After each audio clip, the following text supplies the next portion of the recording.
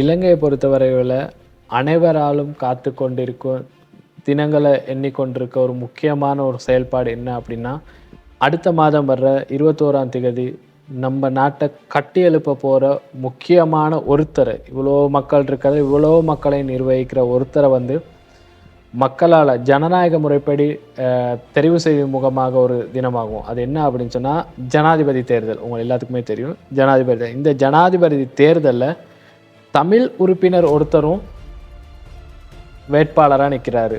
அது எத்தனை பேர்த்துக்கு தெரியும்? அது இல்லாமல் முக்கிய பிரமுகர்கள் நிறைய பேர் நிற்கிறாங்க. நம்மளுக்கு தெரிஞ்ச ரணில் விக்ரமசிங்க அவரும் இந்த ஜனாதிபதி தேர்தலில் இருக்கிறாரு.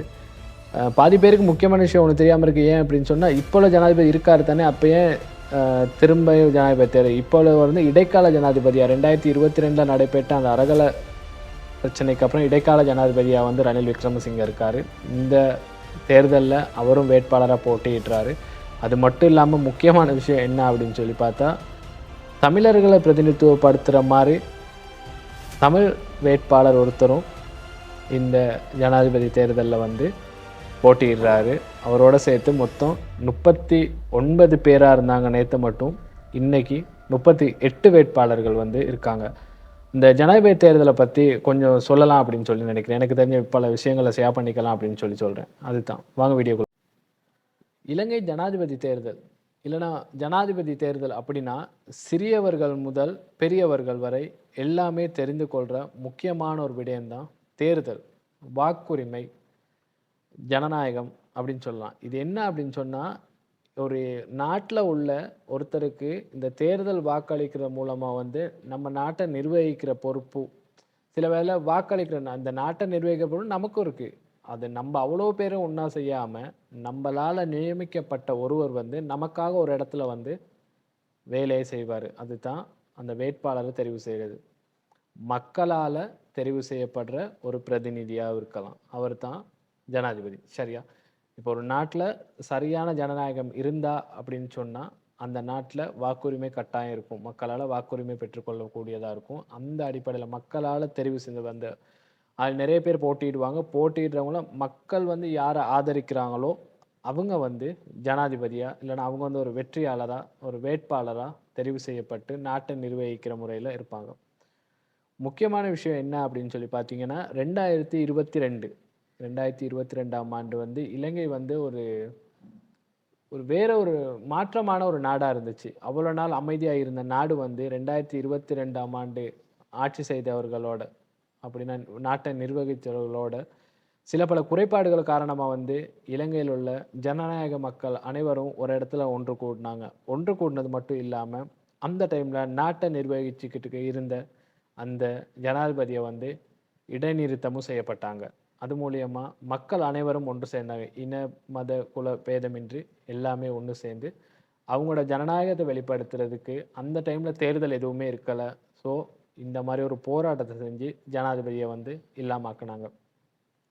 அந்த டைமில் நம்ம நாடு வந்து ஒரு சரியான ஒரு கஷ்டமான நிலையில் இருந்துச்சு. கேஸ் இல்லை, பெட்ரோல் இல்லை, மற்றது எல்லா இடத்துக்குமே ஃபோலின் வெட்கூட, நம்ம ஃபாரின்லேருந்து எதுவும் சாமான் கொண்டு வந்து அதுக்கான வரி செலுத்துக்க கூட, அந்த மாதிரி நிறைய பிரச்சனை இருந்துச்சு. அந்த டைமில் இடைக்கால ஜனாதிபதியாக வந்து ஒருத்தர் வந்து நாடை நிர்வகிக்கிறதுக்காக பாரம் எடுத்தார். அவரும் பரவாயில்ல, இவ்வளோ நாள் நல்லாவே பண்ணியிருக்காரு. இது வந்து ஒரு அரசியல்வாதியை வந்து அந்த அரசியல் அவருக்கு வாக்களிக்க தூண்டுறதுக்கான வீடியோவோ எதுவுமே இல்லை. நமக்கு மனசுக்கு பட்டதை நம்ம சொல்கிறோம். அந்த மாதிரி எதுவுமே இல்லை. என்னன்னா, நம்ம வாக்களிக்கிறத சரியாக நினச்சி வாக்களித்தோம், இல்லைனா எதுக்காக நம்ம வாக்களிக்கிறோம், இதுக்கு முன்னுக்கு என்ன பிரச்சனை இருந்துச்சு, இந்த நாட்டை நிர்வகிக்கிறான உரிமை நமக்கும் இருக்கா, அந்த மாதிரி சில பல விடயங்களோட ஒன்றிணைஞ்ச விஷயமாக தான் இதை சொல்கிறேன். சரியா? இந்த முறை ஸ்ரீலங்காவில் ஒரு முறை நடக்காத அளவுக்கு 39 பேர் வந்து போட்டியிடுறாங்க ஜனாதிபதி தேர்தலில். சரியா? அதில் ஒருத்தர் வந்து விலகிட்டார். மொத்தம் 38 பேர் வந்து ஜனாதிபதி தேர்தலில் வந்து போட்டியிடுறாங்க. இதில் வந்து முக்கியமாக ஒருத்தர் தமிழ் ஒருத்தரும் இருக்கார். அவரும் இந்த வேட்பாளராக நிற்கிறார் ஜனாதிபதி தேர்தலில். 2024ஆம் ஆண்டு 9ஆம் மாதம் 21ஆம் தேதி நடைபெற்ற ஜனாதிபதி தேர்தலுக்கு போட்டியிடுறாரு. சந்தோஷமான விஷயம். மற்றது என்ன அப்படின்னு சொல்லி பார்த்தீங்கன்னா, கிட்டத்தில் 2002 மறந்துட்டோன்னு சொல்லி 2024ஆம் ஆண்டு பங்களாதேஷில் நடைபெற்ற அந்த நாட்டை 2024ஆம் ஆண்டு இந்த டைமில் ஒரு 2 மந்த்துக்கு முதல் இருக்கும், இல்லைனா 1 மந்த்துக்கு முதல் இருக்கும். அந்த டைம்ல நாட்டை நிர்வகிச்ச ஒருத்தர் வந்து சரியில்ல அப்படின்னு சொல்லி, அங்குள்ள பல்கலைக்கழக மாணவர்கள் வந்து ஸ்டார்ட் பண்ண போராட்டம் வந்து பெரிய ஒரு போராட்டமா இருந்துச்சு. ஏன்னா, அங்குள்ள போராட்டத்திலே நெறைய பேர் நம்ம ட்வீட் பண்ணி சொல்லியிருக்காங்க. என்ன அப்படின்னு சொல்லி பார்த்தீங்கன்னா, ஆ இது வந்து நாங்க வந்து ஸ்ரீலங்கா அங்க இருந்து தான் நாங்க கத்துக்கிட்ட பாடம் அப்படின்னு சொல்லி.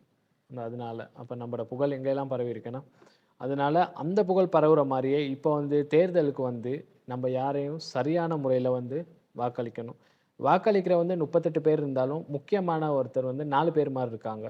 ரணில் விக்ரமசிங்க, சஜித் பிரேமதாச, நாமல் ராஜபக்ச, அனுரகுமார திசாநாயக்க. இந்த 4 பேர் இருக்காங்க. இந்த 4 பேர் வந்து பிரதானமா வந்து போட்டியிடுறாங்க. ஆ இதுல வந்து ரணில் விக்ரமசிங்க வந்து ஏற்கனவே ஜனாதிபதியா இருந்துகிட்டு இருக்காரு. அது இல்லாம நல்ல ஒரு அரசியல் பலம் மிக்கவர். வெளிநாட்டவர்களோட நல்ல ஒரு தொடர்பை கொண்டுள்ளவர் அப்படின்னு சொல்லலாம். சஜித் பிரேமதாச வந்து அப்பா வழியா வந்த ஒரு அரசியல்வாதி. அவரும் நல்ல எடுகேஷன் படிச்சிருக்காரு. தமிழ் மக்களுக்காக ஆதரவு நிலையை வழங்கியிருக்காரு. அனுரகுமார திசாநாயக்க அவரும் நல்ல ஒரு படிச்ச ஆள். நல்ல ஒரு சிந்தனை மிக்க ஒருத்தர். அவரும் நல்லோம். அது இல்லாம நாமல் ராஜபக்ச நம்ம எல்லாத்துக்குமே தெரியும். ஒரு வயது குறைவான ஒருத்தர் வந்து இந்த தேர்தல்ல போட்டியிடுறாருன்னா அவர்தான். ஜனநாயக மக்கள் உங்களுக்கு தான் தெரியும் நாட்டுல யாருக்கு வாக்களிச்சா சரியா இருக்கும். தமிழ் மக்களோட ஆதரவு யாருக்கு அப்படின்னு சொல்லி நீங்க தான் பார்க்கணும். யோசிச்சு நல்லபடியா செய்யுங்க. ஏன்னா 2024ஆம் ஆண்டு 9ஆம் மாதம் 21ஆம் தேதி வந்து இலங்கை நாட்டுல ஒரு பெரிய மாற்றத்தை கொண்டு வர்றது அப்படின்னு சொன்னா இந்த ஜனாதிபதி தேர்தல். இந்த ஜனாதிபதி தேர்தல்னால இப்போ உள்ள காலகட்டத்திலலாம் தினந்தோறும் கூட்டங்கள் நடைபெற்றிருக்கு.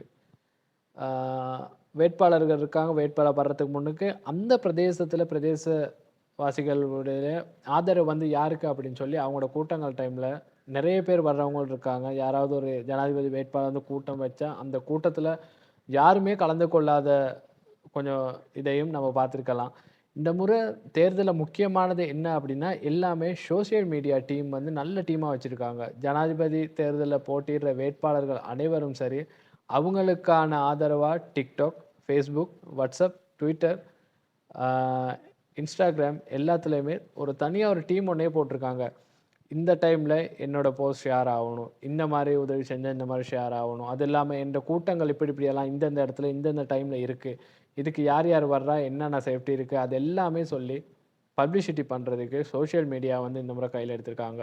சோசியல் மீடியான்னு சொல்றது வந்து சோசியல் மீடியா நெனச்சா கட்டாயம் தோக்குற மாரி இருக்க ஒருத்தரையும் வெற்றி பெற செய்ய முடியும்.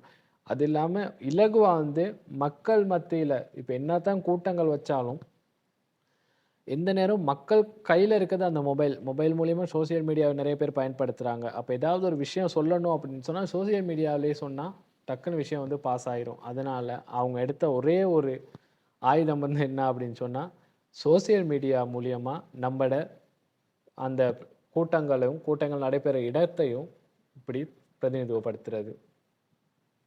சோசியல் மீடியால பயன்பாட்டுல உள்ளவங்க கட்டாயம் பாருங்க. எந்த டைம்ல நீங்க Facebookஅ யூஸ் பண்ணாலும் எப்படி ஒரு 4 போஸ்ட்டுக்கு அப்புறம் அந்த போஸ்ட் வரும்.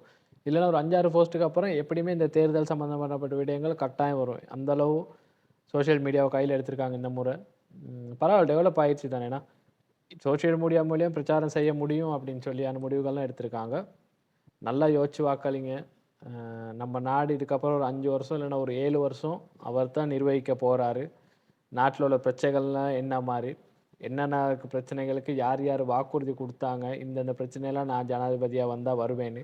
இதுக்கு முன்னுக்கு யாரு அந்த மாரி வாக்குறுதி குடுத்துட்டு அரசியல்ல இருக்கா?